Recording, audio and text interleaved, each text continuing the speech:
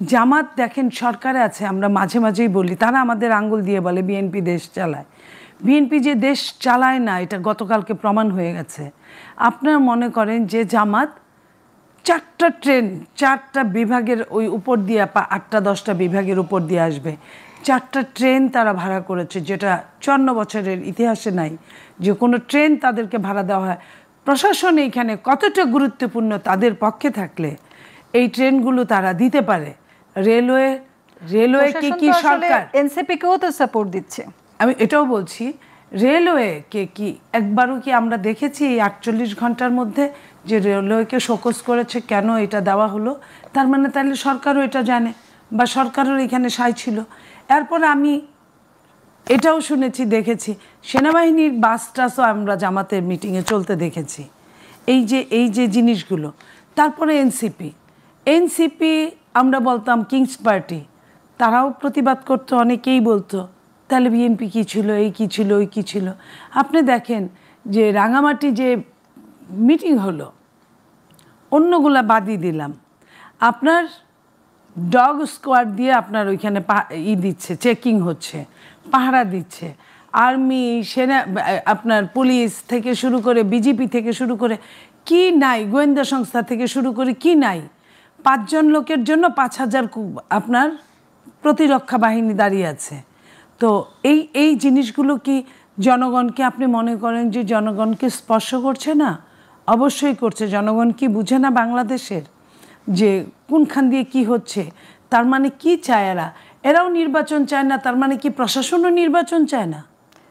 আচ্ছা ফুয়াদ ভাই, আমি আপনাকে একটু জানতে চাইবো, এর আগেও কিন্তু এই ধরনের একটা ছিল যে জামাতের সাথে অন্তর্বর্তী সরকারের একটা যোগাযোগ আছে বা দুর্বলতার জায়গা আছে, সেই জায়গাটার জন্যই কি কালকে এই ট্রেনের যে ব্যবস্থাটা দেয়া হয়েছিল?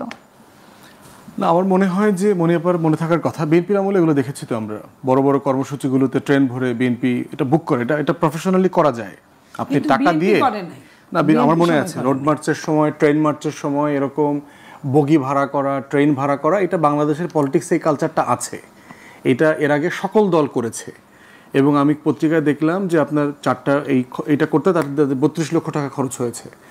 এখন প্রশ্ন হচ্ছে, একটা বিষয় দেখতে হবে যে বাংলাদেশের ট্রেনের পরিচালনার রেগুলেশনের মধ্যে এটা আছে কি না যে আপনি এরকম একটা পুরো ট্রেন সার্ভিস বুক করতে পারবেন, ভাড়া করতে পারবেন। যদি এটা বুক করার নিয়ম থাকে তাহলে যে কোনো দল অথবা ব্যক্তি এটা ভাড়া করতে পারবে। বা যদি নিয়ম না থাকে তাহলে প্রশ্ন হচ্ছে প্রত্যেকটা রাজনৈতিক দল এই নিয়মটা বহু বছর ধরে লঙ্ঘন করেছে। আওয়ামী লীগ তো টাকাও দিত না, বিএনপি এটা লঙ্ঘন করে না। বিএনপি কোনো জায়গায় যেখান থেকে আসবে সেখানে যদি কেউ বগি সবগুলো ভাড়া করে টিকিটগুলো কিনে নেয় সেটা অন্য জিনিস, কিন্তু ট্রেনটা ভাড়া করা একদম সার্কুলেশন দেওয়া। আপনি খেয়াল করেন কালকেরটা ছিল সার্কুলেশন দেওয়া, তারা যে ভাড়া নিচ্ছে এইভাবে বিএনপি সময় নেওয়া হয় না। এটা বলছে যদি আইনে থাকে নিতে সমস্যা নাই, রেলওয়ের নীতিমালার মধ্যে এই ধরনের কোনো নিয়ম নেই। আচ্ছা, আমার জানা নাই। যদি রেলওয়ের নীতিমালায় থাকে যেভাবে আপনি বাস ভাড়া করতে পারবেন, আপনি যে কোনো ধরনের হানিফ এন্টারপ্রাইজে গেলেন যে ভাই চিটাগংয়ের সাকুরাতে গেলেন, যে চিটাগংয়ে যাওয়ার পথে আমার 20টা বাস দেবেন, এখন সাকুরা কোম্পানি যদি এগ্রি করে একটা বিষয়, কিন্তু রেলওয়ে এটা নীতিমালা লঙ্ঘন করেছে কিনা সেটা আলাদা বিষয়। হচ্ছে মালিকানাধীন, কিন্তু রেলওয়েটা হচ্ছে আমাদের সরকারি, যেটা জনগণের সেবায় নিয়োজিত যে যোগাযোগ ব্যবস্থায়, সেটা ভাড়া দেওয়ার বিষয়টাতে যদি আমি নীতিমালা আছে কিনা আমি জানি না। বাংলাদেশের রাজনৈতিক দলগুলো এগুলো করে, বাস স্ট্যান্ডে গিয়ে টোটাল বাস নিয়ে যায় রাজনৈতিক সমাবেশে। এই গল্প তো ভাই জানি, দলের নাম উল্লেখ করে বলে তো লাভ নাই। তো বাংলাদেশের পলিটিক্যাল কালচার এগুলো আছে। গাবতলী যাবে, সায়দাবাদ যাবে, গিয়ে সিম্পলি 100 বাস নিয়ে নিবে, টাকাও দেয় না।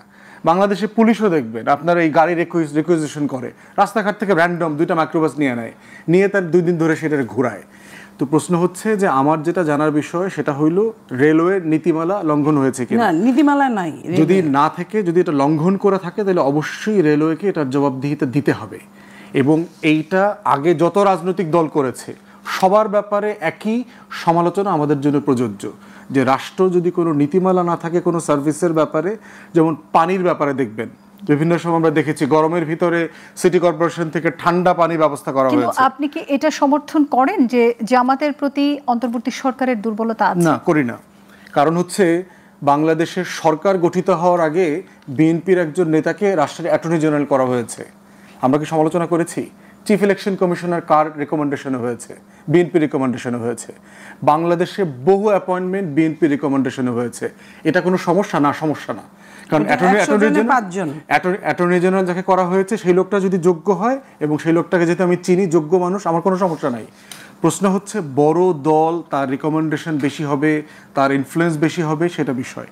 ডিসপ্রপোর্শনেটলি কাউকে করা হচ্ছে কিনা জাজ করবেন কিভাবে?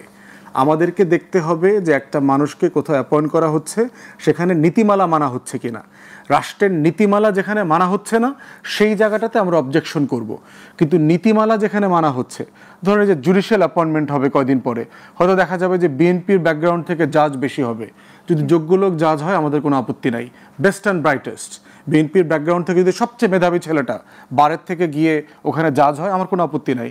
কিন্তু বিএনপি সারাদিন স্লোগান দিছে, গুন্ডামি বদমাইশি করে বেড়াইছে, প্র্যাকটিস করে নাই, বিদেশ থেকে ধৈর্য আইনা অমুক নেতার ছেলে তমুক নেতার মেয়ে আইনা জাজ বানায় দেন, সে জামাতেরটা হইলেও আমরা সমালোচনা করব, এনসিপির শ্বশুর জামাই হইলেও আমরা সমালোচনা করব। রাষ্ট্রকে দেখতে হবে রাষ্ট্র নীতিমালা মোতাবেক চলে কিনা। যদি নীতিমালা মোতাবেক চলে, দিন শেষে কে অ্যাপয়েন্টেড হইলো এতে আমার কিছু যায় আসে না। নীতিমালা মোতাবেক না চললে অবশ্যই রেলওয়ে কর্তৃপক্ষকে এটা জবাবদিহি করতে হবে। আপনারা টকশোতে আনেন, রেল উপদেষ্টা বলেন, মন্ত্রী বলেন, সচিব বলেন, যাকে যাকে আনা দরকার এনে তাকে জিজ্ঞাসা করা দরকার যে কিসের ভিত্তিতে আপনারা এই কাজটা করলেন।